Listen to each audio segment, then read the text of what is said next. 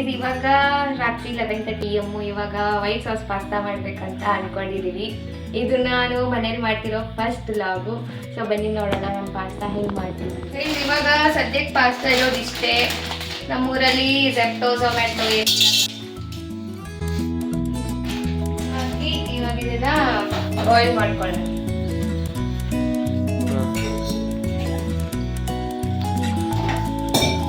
ಸ್ವಲ್ಪ ನೀರು,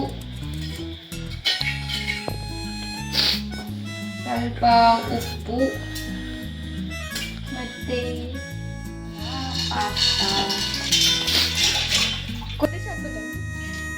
ಇಲ್ಲ ಈಗ ಹಾಕ್ತೇನೆ.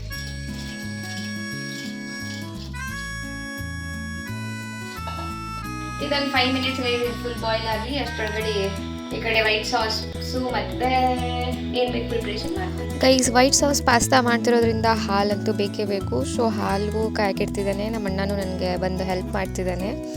ಅವನು 2 days ಲೀವ್ ತೊಗೊಂಡು ಬಂದಿದ್ದ. ಸೊ ಹಂಗೆ ಎಷ್ಟು ದಿನ ಆದಮೇಲೆ ನಾವು ಮೀಟ್ ಆದ್ವಿ. ಇವಾಗ ನನಗೆ ಬಂದು ಹೆಲ್ಪ್ ಮಾಡ್ತಾ ಇದ್ದಾನೆ. ನಾನು ಅಷ್ಟೇ ಅಂದರೆ ಮಾಡೋಕ್ಕಾಗಲ್ಲ ಗೈಸ್, ಅದಕ್ಕೆ ನಮ್ಮ ಅಣ್ಣ ಬಂದು ಹೆಲ್ಪ್ ಮಾಡ್ತಾ ಇದ್ದಾನೆ.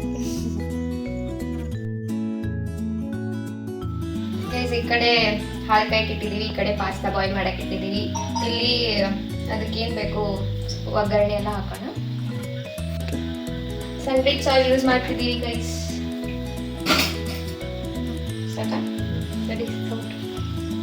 ನಾನು ಆನಿಯನ್ ಮತ್ತೆ ಟೊಮೆಟೊ ಅಷ್ಟೇ ತೊಗೊಂಡಿದ್ದೀನಿ, ಕ್ಯಾಪ್ಸಿಕಮ್ ಇಲ್ಲ ಗೈಸ್.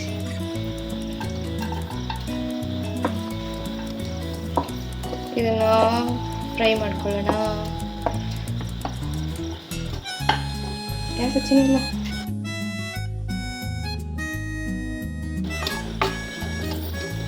ಆಯಿಲ್ ಸ್ವಲ್ಪ ನಾನು ಕಡಿಮೆನೇ ಹಾಕ್ತೀನಿ. ಇವಾಗ ಆನಿಯನ್ನು ಗೋಲ್ಡನ್ ಬ್ರೌನ್ ಆಯಿತು. ಟೊಮೆಟೊ ಹಾಕೋಣ. ಇದು ಚೀಸು ಆಮೇಲೆ ಮಾಡಬೇಕು. ಆಯಿತು ಫುಲ್ ಕಡೆ ಗೈಸ್ ಹಾಲು ಕಾಯ್ತು, ಇಲ್ಲಿ ಇಟ್ಟಿದ್ದೀವಿ. ಇವಾಗ ಇದು ಆಗ್ತಿದೆ, ಇನ್ನೊಂದು 2 minutes. ಅಷ್ಟೊಳಗಡೆ ಇದು ಫ್ರೈ ಆಗುತ್ತೆ.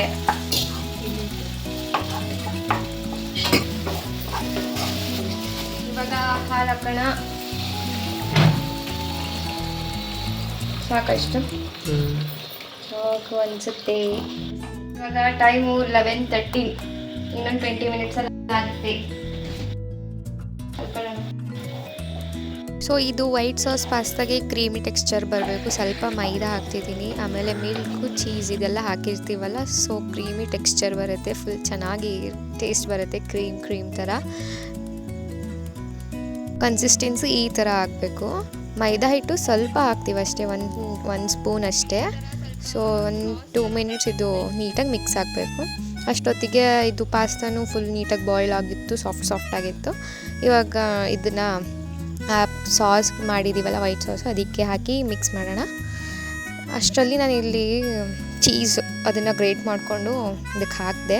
ನನಗೆ ಆ್ಯಕ್ಚುಲಿ ಚೀಸ್ ಅಂದರೆ ಇಷ್ಟ. ಚೀಸ್ ಇರೋದಕ್ಕೆ ನಾನು ಇವಾಗ ಪಾಸ್ತಾ ಮಾಡಲೇಬೇಕಂತ ಮಾಡಿದ್ದು. ಸೊ ಚೀಸೂ ಫುಲ್ ಮೆಲ್ಟಾಗಿ ಮಿಕ್ಸ್ ಆಗ್ತಾ ಇದೆ. ಇವಾಗಂತೂ ಫುಲ್ ಕ್ರೀಮಿ ಟೆಕ್ಸ್ಚರ್ ಬಂತು. ಇವಾಗ ಪಾಸ್ತಾ ಬಾಯ್ಲ್ ಆಗಿರುತ್ತಲ್ಲ ಅದನ್ನು ಇದಕ್ಕೆ ಹಾಕಿ ಮಿಕ್ಸ್ ಮಾಡಿ ಒಂದು 2 minutes ಬಿಟ್ಟರೆ ಆಯಿತು. ಕ್ಯಾಪ್ಸಿಕಮ್ ಹಾಕಿಲ್ಲ, ಅದಕ್ಕೆ ಸ್ವಲ್ಪ ನಾನು ಖಾರದ ಪುಡಿ ಹಾಕಿದ್ದೆ. ಇವಾಗ ಸ್ವಲ್ಪ ಉಪ್ಪು, ಯಾಕಂದರೆ ಅದು ಪಾಸ್ತಾ ಬಾಯ್ಲ್ ಮಾಡಬೇಕಾದ್ರೆ ಉಪ್ಪು ಹಾಕಿರ್ತೀವಿ, ಸ್ವಲ್ಪ ಕಡಿಮೆ ಆಗುತ್ತೆ ಅಂತ ಇವಾಗ ಹಾಕಿದೆ ಮೇಲೆ. ಆಯಿತು, ಆಲ್ಮೋಸ್ಟ್ ಮಿಕ್ಸ್ ಆಯ್ತು. ಇವಾಗ ಪಾಸ್ತಾ ಹಾಕೋಣ ಇದಕ್ಕೆ.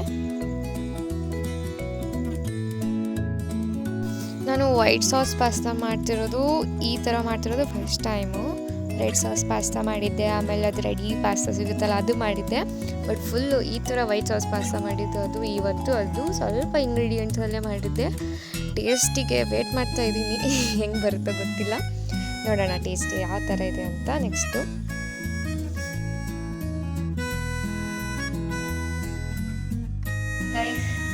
ನಾನು ಪುಡಿ ಯೂಸ್ ಮಾಡಿದ್ದೆ, ಕ್ಯಾಪ್ಸಿಕಮ್ ಹಾಕಿಲ್ಲ ಅಂತ. ನೋಡೋಣ ಟೇಸ್ಟ್. ಫಸ್ಟ್ ಟೈಮ್ ಈ ಥರ ಮಾಡಿದ್ದೀನಿ. ಇವಾಗ ಎಷ್ಟಾಯ್ತು ಟೈಮು? 11:25 ಮುಗೀತು. ಇವಾಗ ತಿಂದು ನೋಡ್ಕೊಳ್ಳೋಣ, ಟೇಸ್ಟ್ ನೋಡೋಣ ಹೇಳ್ತೀನಿ ಟೇಸ್ಟ್ ಹೆಂಗಾಯ್ತು ಅಂತ. ಸೊ ಮ್ಯಾಕ್ಸಿಮಮ್ ಒಂದು 20 ಮಿನಿಟ್ಸ್ ಸಾಕು ಪಾಸ್ತಾ ಮಾಡೋಕ್ಕೆ. ನಮ್ಮದು ಒಂದು 20 ಮಿನಿಟ್ಸಲ್ಲಿ ಆಗೋಯ್ತು. ಇವಾಗ ಟೇಸ್ಟ್ ಮಾಡೋಕ್ಕೆ ಕರಿತಾ ಇದ್ದೀನಿ.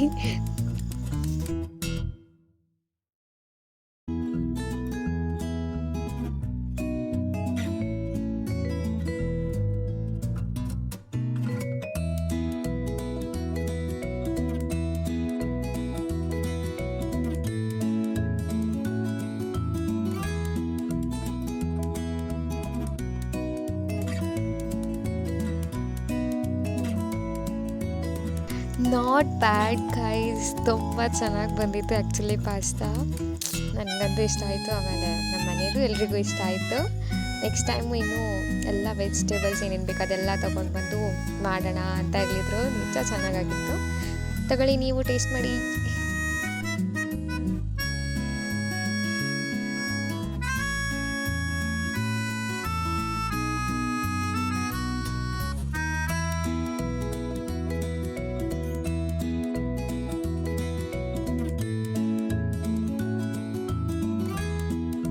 ಗೈಸ್ ಪಾಸ್ತಾ ಆಯಿತು, quick pasta, white sauce pasta ಮುಗೀತು. ಇವಾಗ good night, see you in next vlog, bye. So guys, ಇದಾಗಿತ್ತು ಇನ್ಸ್ಟೆಂಟ್ ವೈಟ್ ಸಾಸ್ ಪಾಸ್ತಾ. ಈ ವಿಡಿಯೋ ನಿಮಗೆ ಇಷ್ಟ ಆಗಿದ್ರೆ ಲೈಕ್ ಮಾಡಿ, ಶೇರ್ ಮಾಡಿ, ಕಮೆಂಟ್ ಮಾಡಿ, ಸಬ್ಸ್ಕ್ರೈಬ್ ಮಾಡಿ. ಮತ್ತೆ ನೆಕ್ಸ್ಟ್ ವಿಡಿಯೋ ಸಿಗ್ತೀನಿ. ಟೇಕ್ ಕೇರ್, ಬಾಯ್ ಬಾಯ್.